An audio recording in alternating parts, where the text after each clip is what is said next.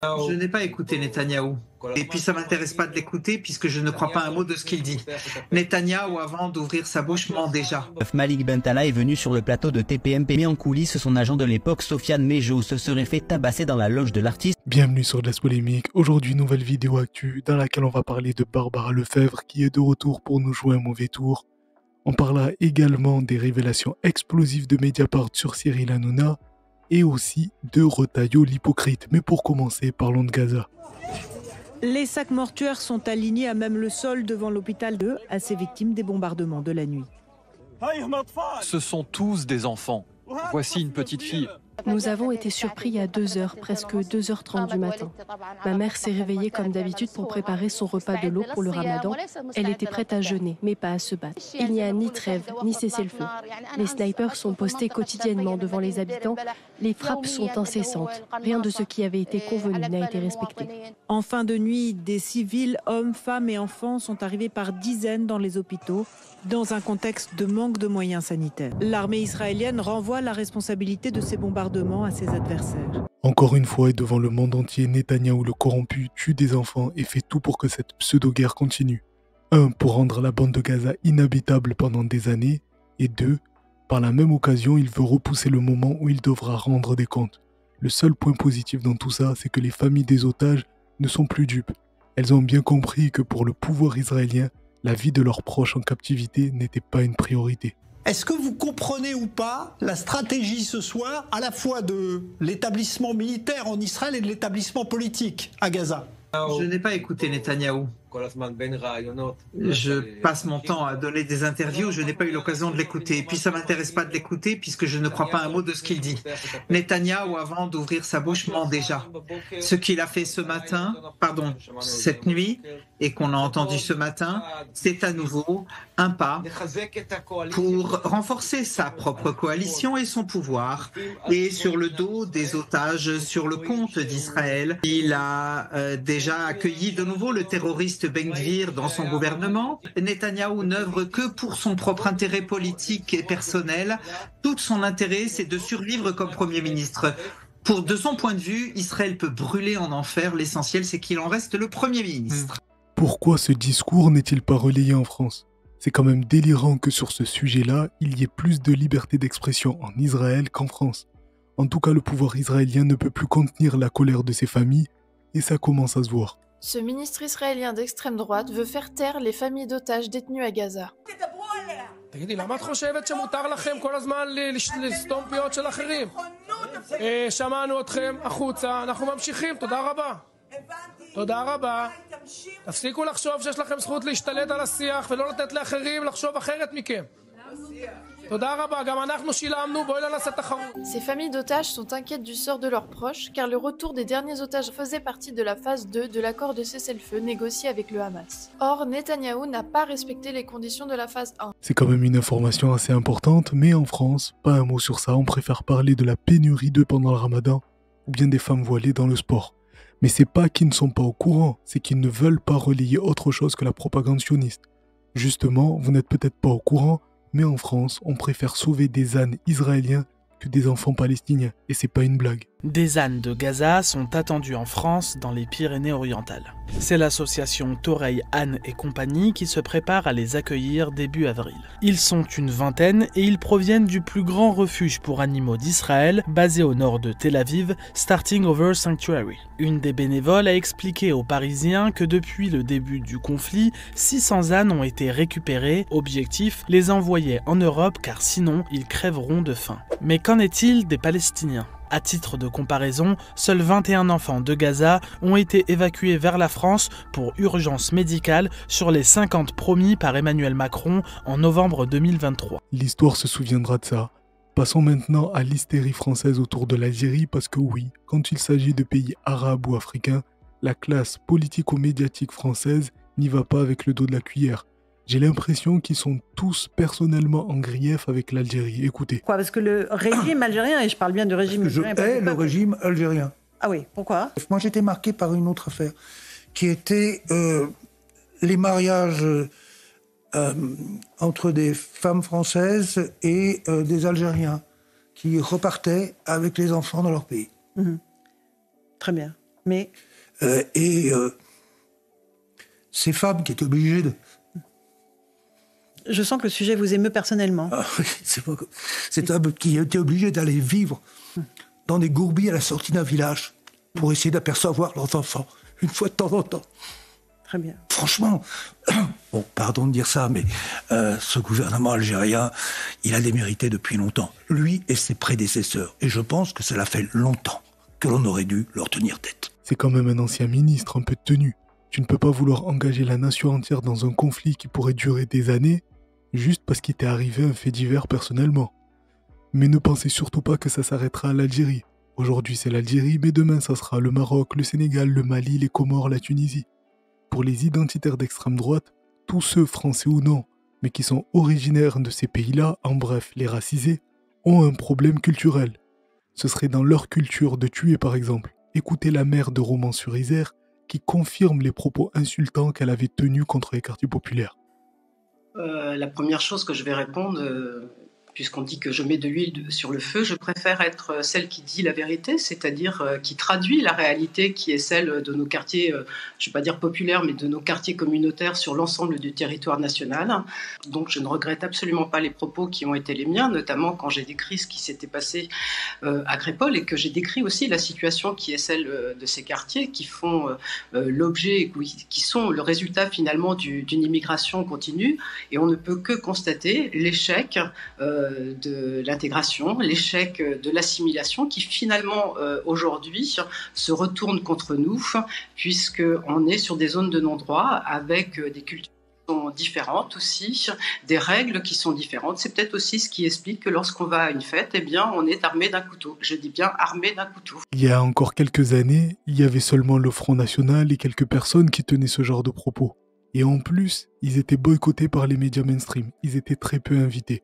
Aujourd'hui, il y a toute une armée de fous furieux qui ont pignon sur rue dans les médias et dont la mission est de tenir les propos les plus insultants et dangereux pour mener à une guerre civile. Ça va avoir des conséquences aussi sur nos pays en Europe. Ce qui se passe en Syrie, ce qui se passe en Israël, va avoir des conséquences ici. Parce que, évidemment, pour les musulmans, il n'y a pas de frontière. C'est la Oumma, c'est la communauté. C'est là où il faut vraiment être prudent. Je pense que on va aller de plus en plus vers des affrontements. Et moi, j'attire de plus en plus l'attention sur le fait qu'il faut appeler les jeunes à apprendre à se défendre dans nos pays, ici en Europe, physiquement, intellectuellement, mais aussi physiquement, parce qu'en face, ils se préparent. On nous a déclaré la guerre. Si on veut éviter la guerre, il va falloir nous préparer à pouvoir être capable à y répondre. C'est le seul moyen pour pouvoir vraiment arrêter ce fléau.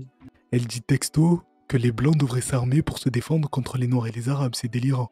Et remarquez que toutes les personnes un peu comme elle, qui ne font que stigmatiser une partie de la population, ont très souvent de grosses casseroles aux fesses. On pourrait même penser que ce sont ces casseroles qui les obligent à tenir ce genre de discours. Justement, passons à Hanouna qui parle toujours des fouteurs de merde, comme il le dit, des racailles. En bref, il parle des quartiers populaires. Mediapart nous révèle, mais tout le monde le savait déjà plus ou moins, que la plus grosse racaille, c'est lui. Menaces, insultes, passage à tabac dans les loges de TPMP, Mediapart vient de sortir une enquête sur Cyril Hanouna et fait de terribles accusations. Le journal d'investigation a publié ce mardi 18 mars un long dossier consacré à l'animateur de 50 ans qui se retrouve accusé de faits extrêmement graves. Si plusieurs personnalités comme Alain Chabat, Julien Cazard, Michel Simès et Yann Barthès ou Arthur ont été menacés ou insultés, des chroniqueurs ont déjà également subi les foudres du trublion du PAF. C'est le cas de Mathieu Delormeau qui le 13 février 2023, quelques émissions avant son départ du talk show, aurait eu une violente altercation avec Cyril Hanouna lors de la pause publicitaire. Mediapart a consulté un extrait audio de ce jour-là dans lequel on entend l'animateur lancer « Je te le dis, on n'est pas chez ta mère ni chez ton père, t'aurais pas été mon ami, sur la tête de ma mère, on est dans la rue, je te mets en sang » avant de conclure par un « Je te jure, je vais te frapper ». Plus grave encore, Mediapart révèle que le 2 octobre 2019, Malik Bentala est venu sur le plateau de TPMP, mais en coulisses, son agent de l'époque, Sofiane Mejo, se serait fait tabasser dans la loge de l'artiste par des hommes de main. Le manager de l'humoriste aurait été en conflit avec Jean-Rachid Kalouche, un producteur et ami proche de Cyril Hanouna qui aurait été présent sur place au moment de l'agression. Et dans le détail, c'est encore pire, écoutez. Vous ne savez pas de quoi ils sont capables. Un mot à dire et demain on le retrouve dans un coffre. Menace, tabassage, Mediapart révèle notamment que le manager de Malik Bentala aurait été tabassé dans sa loge pour un désaccord, notamment par un proche de Cyril Hanouna, laissé passer dans les locaux. Une mise à mort selon un proche. Un ancien chroniqueur affirme que tout a été fait pour étouffer l'histoire, ce que l'avocat d'Hanouna dément. Son ancien chroniqueur Mathieu Delormeau aurait aussi été menacé par l'animateur en coupure pub, enregistrement écouté par Mediapart. T'aurais pas été mon ami, on est dans la rue tous les deux comme ça, je te mets en sang. Après une altercation dans l'émission, quand Mathieu Delormeau explique qu'il est à bout, fatigué d'être humilié, Cyril Hanouna se serait emporté et aurait lancé « Je vais te frapper ». L'animateur dément ses propos, il aurait une emprise dictatoriale sur son équipe selon une ancienne qui a témoigné, les menaces et violences étant d'usage. Plusieurs journalistes auraient aussi été menacés en interne, comme Adrien Matou, Franck Hanez et Patrick Menet, ce dernier ayant été largué de Canal+. Plusieurs articles de presse sur l'animateur auraient également reçu une pression supprimée dans la foulée. L'avocat de Cyril Hanouna dément et conteste toutes ces accusations. Bon, c'était plus ou moins connu, il menace tout le monde, il est entouré de personnes dangereuses. Même Booba le disait, dans son entourage, il y a des figures du grand banditisme. Je comprends mieux pourquoi ces chroniqueurs se font humilier allègrement depuis des années. Parce qu'il n'y a pas que ça, il y a aussi les salaires. Tous ces chroniqueurs sont payés au minimum 10 000 € par mois, voire le double très souvent. Voilà pourquoi ils se taisent tous. Mais c'est pas fini, parce que cette crapule d'Hanouna aurait payé 3 000 € à Loana de Secret Story pour qu'elle évoque son VIOL en février 2024. C'est dégueulasse. Surtout quand on voit qu'elle était dans un état second, comme droguée. Dites-le, j'ai fait bêtise de ne pas le dire au début. Et je crois que ça, moi, pourri intérieur. Faites confiance à vos vrais amis et familles. Alors, justement... Et dites-le, c'est pas... on n'est pas acteur, on est victime, vraiment. On est vraiment des victimes. On peut toujours dire bonne date. Et réveiller, moi, collier, chien. Est-ce qu'en sachant tout ça maintenant, on peut raisonnablement dire que la racaille qu'il faut nettoyer au Karcher, c'est peut-être Hanouna? Bref, passons à Pascal Praud, une autre racaille, qui ce matin dénonçait la pédocriminalité en compagnie d'un journaliste. Jusqu'ici, tout va bien. Mais les clients, c'est qui les clients? C'est tout le monde. Enfin, attendez. C'est pas. Ah non, alors attendez. Là, moi, pas n'importe qui. Non, alors ça, je peux vous dire, c'est que, bon, alors, je devrais pas le dire, mais je vais le dire, quand on est à la brigade Proxo à Marseille, on demande qui sont les clients. Et là, vous avez un avocat, un pompier, un journaliste, un magistrat, un commerçant, un étudiant, des retraités en voiture en voilà depuis 60 ans, c'est tout le monde. Sauf que moi, je dis pas tout le monde, parce que pour payer une gamine pour coucher avec elle, il faut avoir une sacrée dose de perversion, de perversité dans sa tête. Et oui. Mais quand vous regardez le profil de ces hommes-là, et nous on en a croisé dans des procès, on en a croisé que ça, vous le croisez dans la rue, vous vous dites, bon voilà, c'est un mec normal, tout à fait normal, etc. C'est ça qui est terrible. C'est ça qui est terrible. Sauf que cet hypocrite vicieux de Pascal Praud soutient et travaille avec un pédocriminel condamné qui s'appelle Morandini. Donc c'est bien de dénoncer ce fléau, mais il faudrait faire le ménage autour de toi, espèce d'hypocrite. Et en parlant d'hypocrite, allons du côté de Bruno Retailleau, qui cache son islamophobie derrière la laïcité. Bruno Retailleau, première question toute simple. Pourquoi n'êtes-vous pas allé à la Grande Mosquée de Paris hier soir au repas de rupture du jeûne du Ramadan? Question simple, comme vous dites, réponse simple, c'est que j'ai une ligne de conduite. Je suis ministre de l'Intérieur et des cultes, mais je ne participe à des cérémonies religieuses pour peu qu'il y ait une dimension officielle. Oui. Là, l'iftar, la rupture du jeûne, c'est un moment religieux. Je ne suis pas, allé officiellement à la messe du mercredi des cendres, parce que si j'étais allé, évidemment, on me serait tombé dessus. Donc non, c'est une ligne, je veux m'y tenir, parce que je pense que le modèle républicain, c'est la laïcité. En tant que ministre de l'Intérieur, la dimension officielle, elle vient de toi. Si tu mets sur ton agenda la visite d'une église, d'une mosquée ou d'une synagogue, ça devient en soi une visite officielle. Et surtout, cet hypocrite était ravi d'aller officiellement à la grande synagogue de Paris, certes pour une commémoration, mais avec la kippa sur la tête, alors qu'il n'était pas obligé. D'ailleurs, c'était le seul non-juif, il me semble, à l'avoir fait. Monsieur le ministre de l'Intérieur, qui nous fait l'honneur de sa venue dans notre communauté juive de France, à l'occasion de cette cérémonie, monsieur le préfet de région, monsieur le préfet de police, mesdames et messieurs les sénatrices, sénateurs et députés. La propagande antisémite décrivait le juif comme un être faible, arborait fièrement le drapeau de leur pays et pourtant, ils furent assassinés. Personnellement, ça ne me dérange pas du tout qu'il porte une kippa, loin de là, mais dans ce cas, il ne faut pas jouer les grands défenseurs de la laïcité. Bref, finissons avec une autre hypocrite, Barbara Lefebvre, qui est de retour après cette fête discrète durant quelques jours. Depuis son repos, elle est toujours aussi abjecte, mais essaye d'être subtile Dans les messages qu'elle veut faire passer, elle est beaucoup moins en confiance.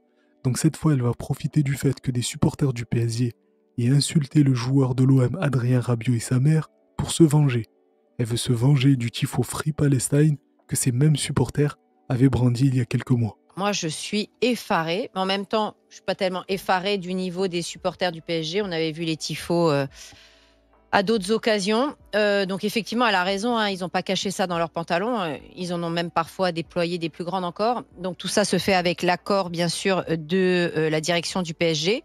Ça montre d'ailleurs cette mentalité tribale complètement stupide du supporter de sport en général, mais de foot en particulier. Enfin, c'est vraiment le tribalisme dans ce qu'il a de plus arriéré, je pense. Donc encore une fois, c'est des gens qui demandent le respect, mais qui n'en ont aucun pour les autres. Donc ces gens-là devraient être interdits de stade. Mais c'est au PSG, c'est à la direction du PSG d'agir. Mais la direction du PSG, je crois, n'agit pas parce que leurs supporters sont tout puissants. Ils peuvent déployer tous les tifos qu'ils veulent.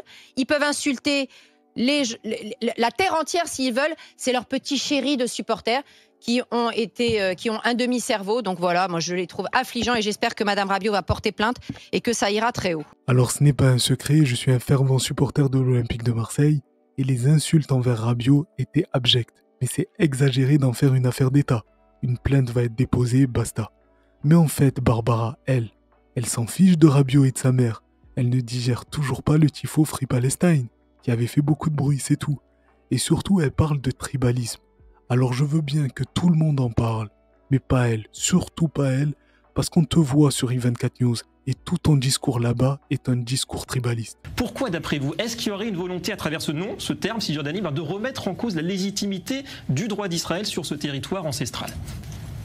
Ah mais bien sûr, puisque dans toute cette question, la question du droit historique des Juifs à revenir dans un État souverain est toujours posée. Et le cœur battant de l'histoire juive, elle ne se joue pas sur les plages de Tel Aviv, elle se joue en Judée-Samarie.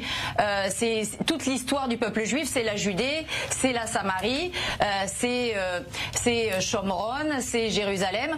Les Juifs, eux, n'ont aucun droit. Il ne peut y avoir que des Palestiniens dans ce territoire de Cisjordanie. Les Juifs n'ont pas le droit d'exister et quand ils y existent, ils sont qualifiés de colons, ce qui bien sûr est une ignominie absolue. Elle utilise des termes bibliques pour justifier la colonisation de la Cisjordanie, comme si en tant que juive sioniste, elle avait un droit divin sur cette terre. C'est du pur tribalisme.